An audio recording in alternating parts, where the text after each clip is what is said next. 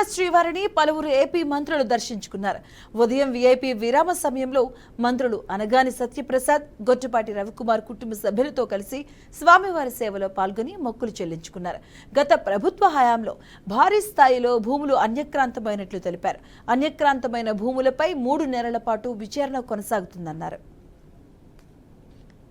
Revenue సమస్యలు వస్తూ ఉన్నాయి కాబట్టి 16వ తారీఖు నుంచి ఈ కార్యక్రమం 15 లాంచ్ చేస్తాం. 16 నుంచి 45 రోజుల పాటు ఎవరు ఎక్కడ ఎలాంటి అన్యాయం గురైనా కూడా వారు అక్కడ అర్జీలు ఇవ్వచ్చు. 7 అధికారులు ఉంటారు. అసైన్మెంట్ ల్యాండ్లు అనేది ఇప్పుడు ఈ చరిత్ర ఈ రోజు 10 సంవత్సరాలు 20 సంవత్సరాలు 30 సంవత్సరాలు కాదు, 100 సంవత్సరాల నుంచి ఎప్పుడెప్పుడు ల్యాండ్లెస్ పూర్కి ఇవ్వడం జరిగింది. దాని తర్వాత ఎన్నో యాక్ట్లు మారినాయి.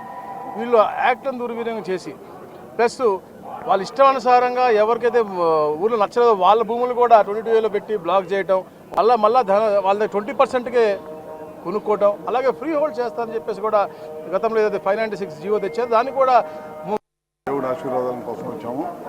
ఈ 5 సంవత్సరాలు కూడా భగవంతుడు ఆశీర్వాదంతో ప్రజలందరికీ కూడా మంచి చేయాలి అనే ఉద్దేశంతో ఏ నమ్మకంతో అయితే కోరుకున్నారో ఆ నమ్మకాన్ని ఏమాత్రం కూడా చెడ్డపేరు తీసుకురాకుండా ముందుకు తీసుకెళ్లే ప్రయత్నంలో భాగంగానే మేమందరం కూడా ముందుకెళ్తాం.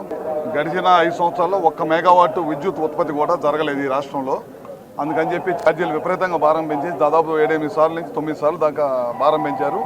ముందు 24 గంటలు కరెంట్ ఇవ్వాలి.